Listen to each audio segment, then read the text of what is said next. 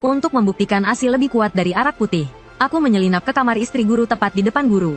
Tapi guru tidak marah, malah bersembunyi di pintu dan diam-diam memperhatikan. Istri guru memohon padaku dengan mata berlinang. Tapi aku tidak berhenti, malah semakin bersemangat. Aku tahu ini tidak pantas. Tapi aku juga tahu jika aku tidak melakukan ini, aku dan istri guru tidak akan selamat. Maafkan aku, istri guru. Guru yang menyuruhku. Saat itu, guru bersembunyi di luar pintu, menguping. Dia mendengarkan jeritan memilukan istri gurunya. Dengan ekspresi sangat bersemangat, karena saat muda, untuk memuaskan hasrat anehnya, guru diam-diam pergi ke gunung dan menangkap seekor rubah siluman berekor 9 yang hampir berubah wujud. Guru melihat rubah itu masih cantik dan menarik, dan langsung ingin berbuat tidak senonoh.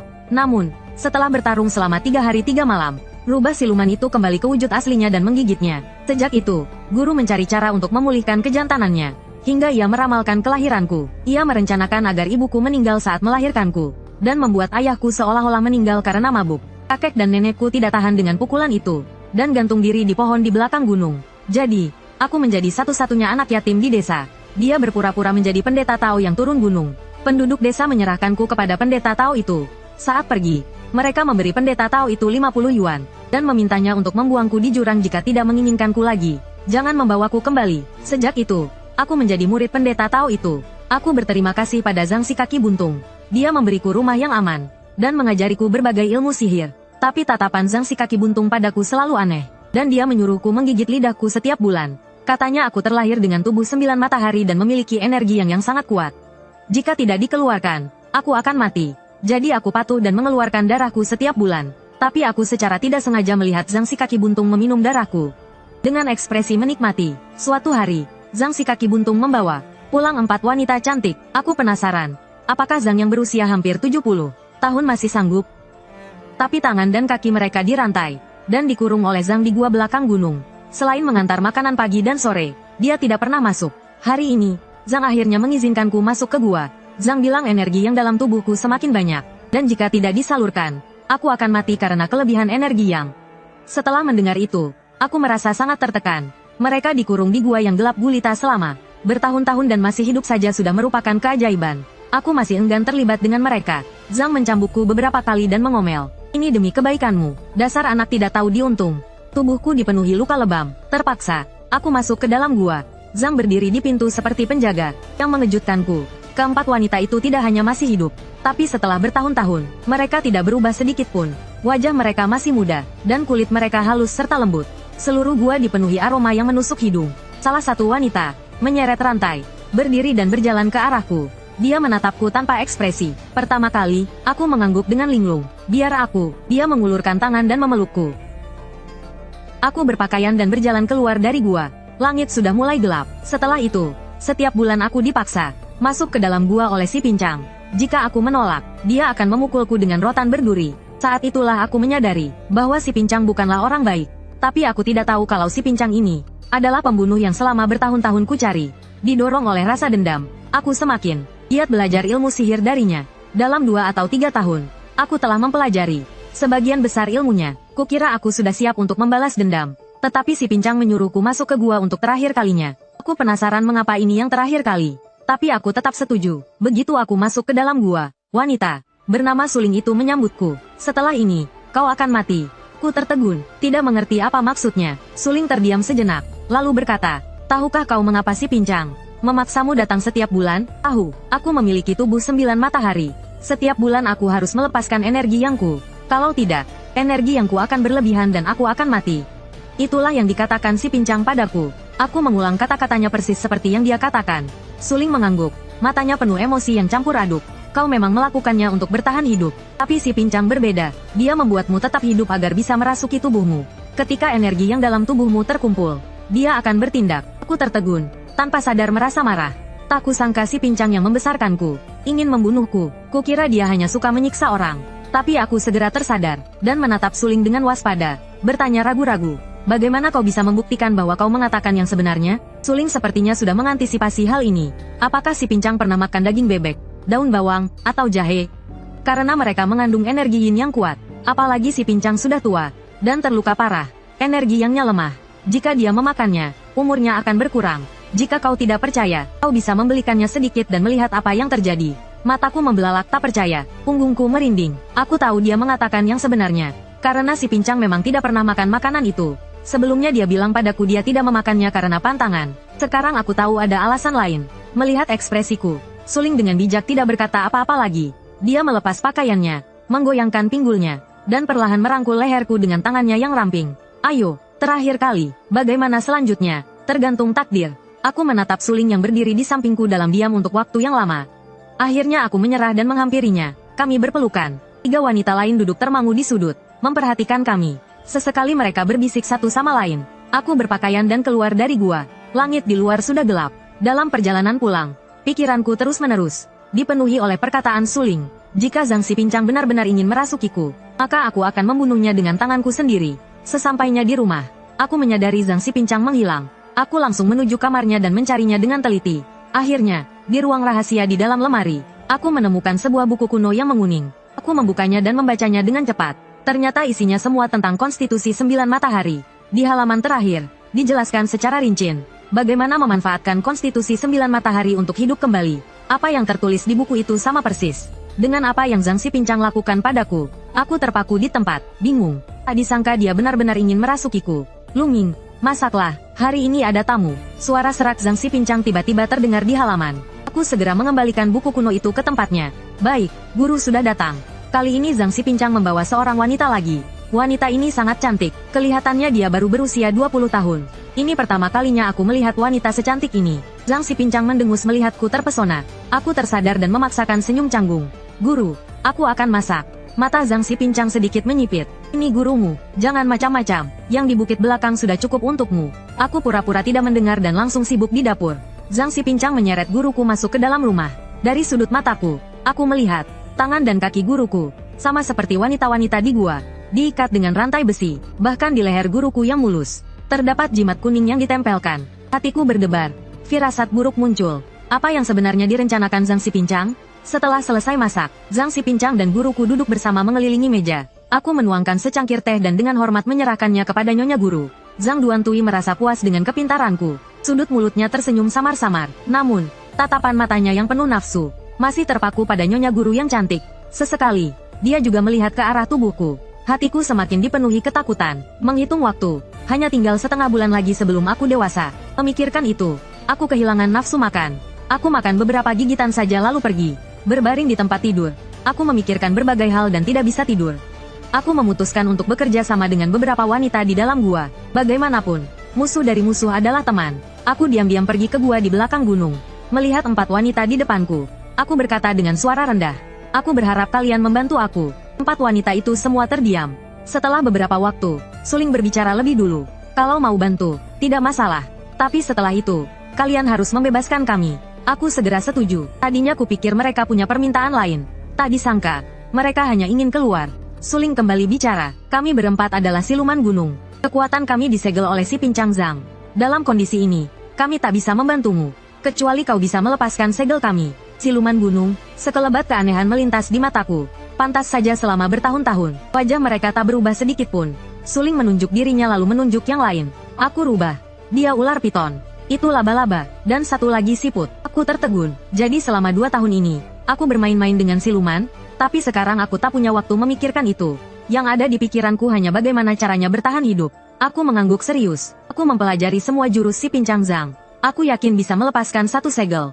Tanpa ragu, Suling mengangkat bajunya, memperlihatkan pinggang rampingnya. Terlihat di pinggangnya yang putih mulus. Sebuah jimat berwarna merah darah digambar dengan tinta cinnabar, seperti tato.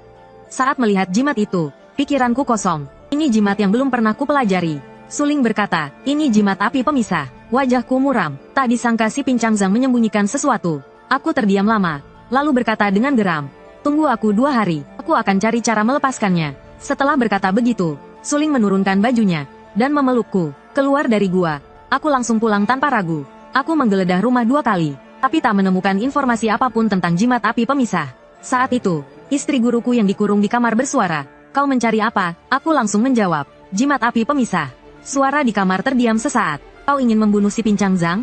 Aku balik bertanya, "Dia ingin membunuhku. Kenapa aku tak boleh membunuhnya?" Istri guruku di kamar sepertinya terdiam. Tiba-tiba si Pincang Zhang pulang. Melihatku duduk lemas di lantai, dia tampak bingung. Nak, kau kenapa? Aku berpura-pura sakit. Guru, sejak pergi ke gua tempo hari, tubuhku semakin tak enak. Benar saja, mendengar aku sakit. Wajah si Pincang Zhang tampak cemas. Dia buru-buru meletakkan barang bawaannya dan memeriksa tubuhku. Tindakannya membuatku semakin yakin bahwa si Pincang Zhang ingin merasukiku. Si Pincang Zhang membantuku duduk di kursi, memeriksaku lama, lalu menyimpulkan, mungkin karena malam itu aku terlalu banyak berhubungan badan. Istirahat 2 hari juga sembuh. Hari itu, si Pincang Zhang bilang mau pergi 2 hari. Dia berpesan agar aku menjaga istri guruku dan jangan sampai dia kabur. Aku menahan rasa senang dan segera menyetujuinya. Setelah si Pincang Zhang pergi sekitar setengah jam, aku bergegas masuk ke kamar istri guruku. Apakah kau tahu di mana catatan tentang jimat api pemisah? Istri guru perlahan duduk dan bersandar di kepala ranjang, terpisah oleh tirai tipis. Siluet tubuhnya yang menggoda masih terlihat. Kenapa aku harus membantumu? Tanyaku. Aku bisa membebaskanmu. Tidakkah kau takut aku akan memihak Zhang si kaki patah? Aku menggeleng tegas. Ada jimat di punggungmu. Jika kau benar-benar orangnya Zhang si kaki patah, dia tidak akan begitu waspada padamu. Istri guru terdiam. Aku tidak akan membantumu. Mendengar itu, aku langsung merasa cemas. Apakah kau rela tetap bersama orang tua yang berumur 60 atau 70 tahun itu? Istri guru tertawa dingin. Jangan coba memprovokasi aku. Aku tidak akan percaya pada manusia. Benar seperti dugaanku, istri guru ini, sama seperti yang ada di gua, bukanlah manusia. Dengan kesal, aku membuka tirai, melihat istri guru yang terbaring di ranjang. Aku langsung berkeringat dingin. Tubuh istri guru yang lembut dipenuhi memar kebiruan. Jimat di lehernya merambat, retakan menyebar ke seluruh tubuhnya. Bercak-bercak bulu putih terlihat di kedua kakinya yang ramping. Istri guru marah karena tindakanku yang tiba-tiba. Dia mengibaskan tangannya, dan aku merasakan kekuatan besar melemparkanku ke meja di belakang. Tirai kembali tertutup. Suara marah istri guru terdengar dari ranjang. Keluar. Kalian manusia terkutuk. Aku terdiam sesaat, menahan rasa sakit, lalu berkata, ada 4 wanita sepertimu di bukit belakang. Jika kalian tidak membantuku, apakah kalian benar-benar bisa bertahan hidup? Aku kembali ke gua di bukit belakang. Suling mengira aku telah menemukan cara untuk melepaskan jimat. Jadi dia bergegas mendekat. Sudah ketemu solusinya? Aku menggeleng lemah, putus asa. Orang tua itu menyembunyikan semua yang berkaitan dengan jimat api pemisah. Suling tertegun mendengarnya. 3 wanita lainnya juga mendekat. Suling menghela nafas dan memelukku, menghiburku. Tidak apa-apa, pelan-pelan saja. Masih ada 7 atau 8 hari lagi. Merasakan kelembutan dadanya. Aku bertanya, adakah cara lain untuk melepaskan jimat api pemisah? Suling terdiam sejenak, lalu berkata, dengan paksa melepaskan jimat ini. Tetapi akibatnya, kekuatan kami akan berkurang banyak. Yang lebih parah, kami bisa mati. Aku terdiam. Melepaskannya secara paksa akan mengurangi kekuatan mereka. Bahkan jika dibebaskan, sepertinya mereka tidak akan banyak membantu. Aku melampiaskan semua kemarahanku pada Zhang si kaki patah. Kepada mereka, kali ini aku tidur di dalam gua. Tengah malam, aku samar-samar mendengar keempat wanita itu berbisik-bisik. Mau kita makan dia? Jangan terburu-buru. Tunggu sampai dia membebaskan kita, baru kita makan. Tapi aku tidak sabar. Tidak bisa dimakan sekarang. Zhang si kaki patah akan membunuh kita. Aku lapar sekali. Kalau kelaparan terus, tanpa jimat ini, aku juga akan mati. Tahan 2 hari lagi. Kalau dia benar-benar tidak menemukan cara untuk menyelamatkan kita, baru kita makan. Badanku gemetar mendengarnya. Aku hanya bisa menutup mata, berpura-pura tidur, dan tidak berani bergerak sedikit pun. Keesokan harinya, begitu matahari terbit, aku segera berlari pulang. Begitu masuk, aku melihat wajah muram Zhang si kaki patah. Kau kemana saja? Aku terdiam sejenak, lalu berkata, ke bukit belakang. Mata Zhang si kaki patah sedikit menyipit. Hati-hati jangan sampai tergoda oleh nafsu. Hal-hal seperti kesurupan itu berbahaya. Hatiku berdebar kencang. Aku segera tersenyum pada guruku. Guru, aku hanya sedikit tidak tahan. Rasanya gelisah. Zhang si kaki patah terbatuk pelan 2 kali, menundukkan kepala, dan terus menghisap rokoknya. Aku bergegas kembali ke kamarku, duduk di tempat tidur, meringkuk di sudut. Pikiranku kacau. Keempat wanita itu ingin membunuhku. Zhang si kaki patah juga ingin membunuhku. Jadi, semua orang ingin membunuhku. Aku menggelengkan kepala, tidak percaya dengan semua ini. Tidak, aku masih punya istri guru. Istri guru dekat dengan Zhang si kaki patah. Dan dia tidak mengenal keempat wanita itu. Ini satu-satunya penyelamatku. Keesokan paginya, aku meminta beberapa ratus yuan dari Zhang si kaki patah. Aku bilang ulang tahunku sebentar lagi. Aku ingin pergi ke desa di bawah gunung untuk membeli beberapa makanan enak untuk merayakannya. Zhang si kaki patah ragu-ragu sejenak sebelum memberiku uangnya. Melihat ekspresinya, hatiku yang menggantung akhirnya tenang. Zhang si kaki patah memang sudah mulai mencurigaiku. Setelah mendapatkan uangnya, aku bergegas ke toko obat pertanian di desa. Bibi, adakah obat yang bisa menenangkan sapi setelah memakannya? Bibi Wang menatapku dengan aneh. Bukankah yang dibeli Zhang si kaki patah kemarin sudah cukup? Aku menjawab dengan gugup. Aku menghilangkannya dalam perjalanan pulang. Dia menyuruhku untuk membelinya lagi. Bibi Wang mengeluarkan sebungkus bubuk obat dari laci dan memberikannya kepadaku. Obat ini sangat manjur, sebesar ujung jari sudah cukup. Kalau kebanyakan bisa membunuh sapi. Aku mengangguk, mengambil obatnya, membayar, dan pergi. Untuk apa Zhang si kaki patah membeli obat? Dia tidak punya ternak di rumah. Kemungkinan besar dia punya pikiran yang sama denganku. Dengan perasaan gelisah, aku keluar dari supermarket. Membawa belanjaan, aku berjalan pulang. Aku berjongkok di hutan, membuka arak yang kubeli untuk Zhang si kaki patah. Aku mengambil obat ternak dan langsung menuangkannya ke dalam arak. Aku tidak peduli berapa banyak takarannya. Aku menuangkan semuanya, semoga saja bisa langsung membunuh Zhang si kaki patah. Begitu sampai di depan pintu, aku melihat beberapa bercak darah di baju Zhang si kaki patah. Aku berpura-pura gembira, "Guru, aku membelikanmu rokok dan arak yang enak." Zhang si kaki patah melirik dan bergumam, "Membeli rokok sebagus ini, tidakkah mahal?" Aku tersenyum bodoh. Guru telah membesarkanku. Membelikanmu rokok dan arak yang enak adalah hal yang wajar. Saat aku hendak masuk ke dapur untuk memasak, Zhang si kaki patah menghentikanku. Dia menyuruhku mengantarkan makanan sisa kemarin. Keempat wanita di dalam gua. Hari ini dia yang akan memasak. Dengan hati cemas, aku membawa kotak makanan menuju bukit belakang. Apakah si pincang akan meracuni makanan hari ini? Sesampainya di gua, aku melihat banyak luka baru di tubuh Suling dan yang lainnya. Suling menyeret rantai dan berjalan terlatih-tatih ke arahku. Tepatlah sedikit, sepertinya si pincang sudah punya rencana. Aku mendengus dalam hati, kalian juga bukan orang baik, ingin mencelakaiku. Setelah mengantarkan makanan, aku kembali ke rumah. Saat masuk, aku melihat si pincang dan Nyonya Guru sudah menyiapkan makanan untukku. Aku tersenyum dan bercanda pada si pincang. Selama bertahun-tahun, aku belum pernah melihat guru memasak. Ternyata terlihat lezat. Si pincang melirikku dan menunjuk Nyonya Guru. Mana mungkin aku bisa memasak, kecuali kacang panjang di atas meja. Semuanya dimasak oleh Nyonya Gurumu. Aku terdiam dan menatap Nyonya Guru dengan lebih waspada. Berdasarkan pengalamanku dengan Nyonya Guru selama ini, dia pasti akan memanfaatkan kesempatan ini untuk meracuni. Dan kacang panjang yang dimasak si pincang, tidak perlu dipikirkan lagi, pasti juga beracun. Guru menuangkan arak dan memberiku segelas. Luming, hari ini ulang tahunmu, minumlah segelas. Guru, aku tidak bisa minum alkohol. Aku akan muntah. Aku terdiam beberapa saat sebelum mengatakan itu. Si pincang melihat arak di meja, dan matanya menunjukkan sedikit kemarahan. Sudah sebesar ini, bahkan tidak bisa minum alkohol. Memalukan kalau diceritakan. Aku memaksakan diri untuk menahan rasa takut, dan melihat gelas arak itu seperti melihat racun. Nyonya Guru di sampingku kemudian berkata, "Gurumu benar, minumlah sedikit. Ini bukan racun, racun." Kata itu membuatku gemetar. Apakah Nyonya Guru dan Guru berkomplot? Aku berpura-pura gembira dan mengangkat gelas. "Guru, aku tidak terlalu pandai minum. Jangan tersinggung." Saat aku hendak meminum sedikit, tiba-tiba terdengar ledakan keras dari bukit belakang. Wajah si pincang langsung terlihat muram. Dia mendengus dingin. "Kalian tunggu di sini. Aku akan pergi sebentar." Setelah itu, dia bergegas menuju bukit belakang. Aku menghela nafas lega dan jatuh terduduk di kursi. Untung saja, hampir saja aku minum arak beracun itu. Nyonya Guru melirikku dan mendengus. "Dengan nyali sekecil itu, kau berani meracuni si pincang?" Aku mendongak dan menatap Nyonya Guru dengan kesal. "Setidaknya aku lebih baik darimu. Aku berani melawan. Sedangkan kau hanya menunggu kematian." Di bawah cahaya redup, wajah Nyonya Guru tampak pucat. Aku menatap Nyonya Guru. Nyonya Guru mengenakan pakaian kain kasar biasa, yang tampak kontras dengan kulitnya yang putih mulus. Dia tampak tidak nyaman ditatap olehku.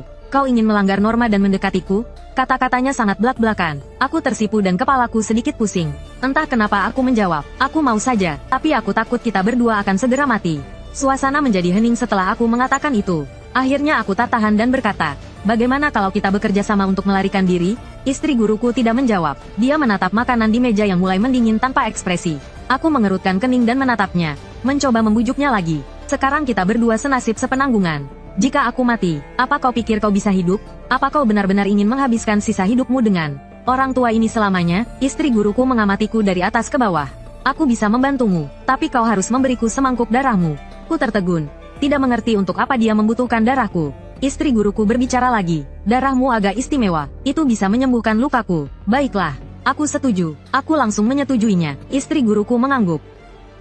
"Kau hanya perlu memberinya minuman yang sudah kau beri obat. Sisanya serahkan padaku." Aku merasa sedikit tidak nyaman. Aku tidak menyangka istri guruku tahu aku telah menaruh obat di minumannya. Kalau begitu, Zhang si pincang pasti juga tahu. 2 hari kemudian, aku pergi ke gua di belakang gunung saat Zhang si pincang sedang turun gunung. Keempat wanita itu semuanya terluka. Sebelum aku sempat menghibur mereka, Ningyan segera berlari ke pintu dan berlutut. Matanya penuh permohonan. "Tolong, keluarkan kami dari sini secepatnya. Xiao Xi dipukuli hampir mati tadi malam. Jika kami tetap di sini, kami tidak akan selamat." Aku samar-samar bisa melihat seorang wanita terbaring di bagian terdalam gua. Napasnya sangat lemah, diambang kematian. Melihat aku tidak bergeming, Ningyan segera membuka bajunya. Kumohon, secepatnya, selama kau bisa menyelamatkan kami, aku akan melakukan apa saja. Aku berjongkok dan menepuk pundaknya. Jangan khawatir, kalian akan segera keluar. Ningyan mengangguk dengan penuh semangat dan mencoba menarikku ke dalam gua. Aku langsung menolak dan berbalik pergi. Masuk ke dalam gua tidak mungkin. Aku takut mereka akan mengambil kesempatan untuk membunuhku. Kembali ke rumah, aku mendengar erangan istri guruku dari dalam kamar. Erangannya tak kunjung berhenti. Aku ragu di depan pintu untuk waktu yang lama sebelum akhirnya membukanya dan masuk. Istri guruku tampak malu dan marah melihatku masuk tanpa mengetuk. Apa yang kau lakukan di sini? Aku mengeluarkan gunting dari saku dan mengiris telapak tanganku.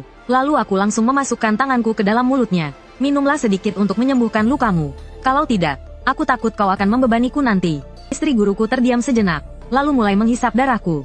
Beberapa saat kemudian, dia berhenti. Aku menahan rasa pusing di kepalaku.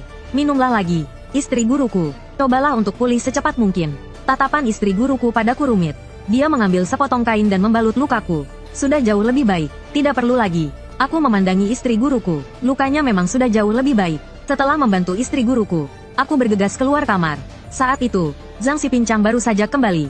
Ia menyeret seekor kambing, dan membawa keranjang bambu di punggungnya. Melalui celah kecil, terlihat samar-samar ada ular di dalamnya. Aku tersenyum dan berjalan cepat menuju Zhang. Guru, kenapa kau membeli begitu banyak barang? Zhang tersenyum dan mengelus jenggotnya. Sebentar lagi kau ulang tahun yang ke-18. Kali ini aku menyiapkan beberapa makanan lezat. Nanti kita makan enak-enak bersama. Aku berinisiatif membantu Zhang membawa barang-barang ke dalam rumah. Tapi dari sudut mataku, aku melihat ada 3 ular di dalam keranjang. Masing-masing ular memiliki warna yang berbeda. Satu hal yang pasti, semuanya adalah ular berbisa berkepala segitiga. Aku tiba-tiba teringat halaman yang kulihat secara diam-diam di buku rahasia terakhir kali. Yang mencatat tentang bagaimana memanfaatkan Konstitusi 9 yang untuk mendapatkan kehidupan baru. Pengorbanan 3 ular. Ular bersifat yin dan sangat beracun. Dapat menekan energi yang dalam Konstitusi 9 yang ku. Kemudian, melalui ritual pengorbanan, ia dapat merampas Konstitusi 9 yang ku untuk mendapatkan kehidupan baru. Aku menahan rasa takutku, dan membawa semua barang ke dalam rumah. Lalu aku mencari alasan untuk kembali ke kamarku dan beristirahat. Sampai waktu makan siang, terdengar suara Zhang dari luar. Luming, aku akan pergi ke bukit belakang. Aku bersembunyi di kamarku. Mendengarkan langkah kakinya semakin menjauh. Aku berlari lagi ke kamar istri guruku dan berkata dengan gugup, "Istri guru, Zhang akan segera bertindak." Aku menceritakan semua yang kutahu tentang ritual pengorbanan itu. Istri guruku berbaring di tempat tidur dan berpikir sejenak. "Beri mereka 2 tetes darahmu." Aku segera mengerti apa yang dimaksud istri guruku. Aku keluar dari kamar. Aku mengalihkan pandanganku ke keranjang bambu berisi ular berbisa di samping. Ketiga ular berbisa itu masing-masing memiliki warna yang berbeda, tetapi semuanya memancarkan bau busuk yang menyengat. Aku mengambil penjepit dan mengeluarkan ular dari keranjang bambu. Dengan hati-hati aku membuka mulutnya, lalu segera melukai jariku dan meneteskan 2 tetes darah ke dalamnya. Tiba-tiba ular itu mulai meronta-ronta hebat dan membuka mulutnya lebar-lebar, ingin menggigitku.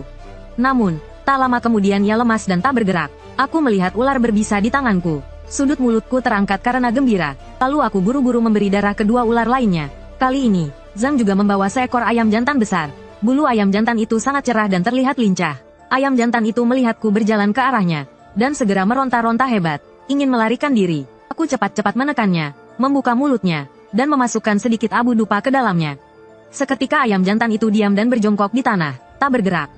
Menjelang sore, Zhang kembali. Zhang berkata dengan gembira, "Luming, kau ingin apa untuk ulang tahunmu? Guru akan memenuhinya." Aku berpikir sejenak dan berkata dengan santai, "Asalkan guru ada di sini, itu sudah cukup. Setelah berusia 18 tahun, aku akan bekerja paruh waktu. Nanti aku akan merawat guru sampai akhir hayatmu." Zhang sangat gembira dan terus bercerita kepada istri guruku. Istri guruku di sampingnya dengan penuh perhatian mengiyakan.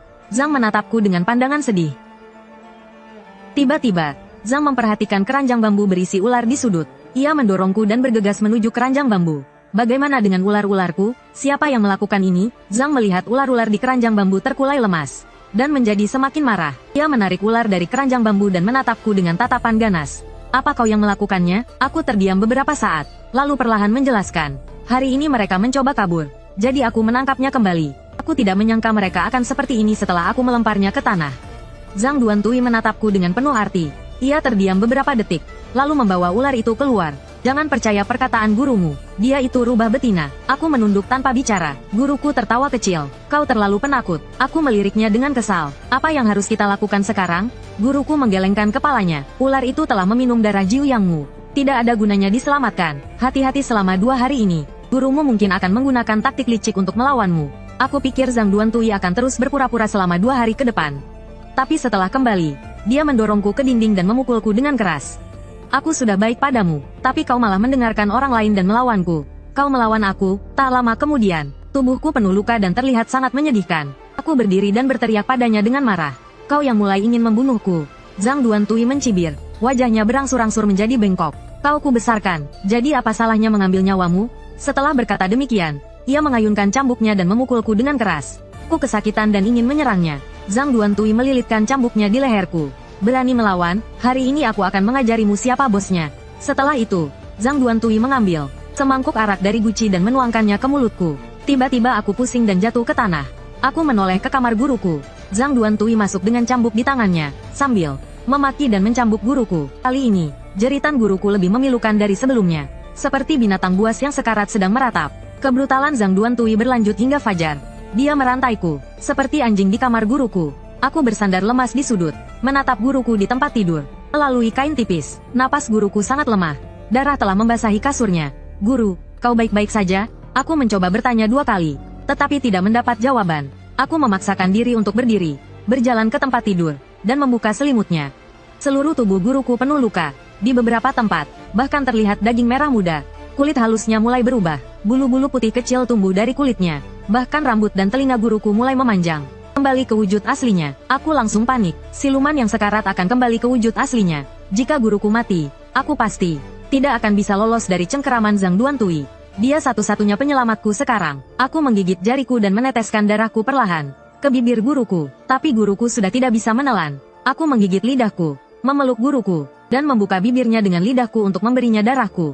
Guruku perlahan mulai pulih. Saat membuka matanya, ia melihatku memberinya darah dengan mulutku, dan ia langsung tertegun. Dia tidak pernah menyangka bahwa aku rela menggunakan darah esensiku untuk menyelamatkannya. Setetes air mata mengalir di pipi guru yang dingin. Dia mengulurkan tangannya yang ramping dan memeluk pinggangku, memelukku erat. Mulai sekarang, aku akan mengikutimu. Selama 2 hari ini, Zhang si kaki patah memukuliku, dan bahkan tidak memberiku makan sedikit pun. Aku bertahan sampai hari ulang tahunku. Zhang si kaki patah, mengenakan pakaian merah cerah, berjalan ke arahku. Melepaskanku, takutnya. Hubungan guru dan murid kita berakhir hari ini. Zhang si kaki patah menatap guru di tempat tidur dengan tatapan penuh nafsu dan keserakahan.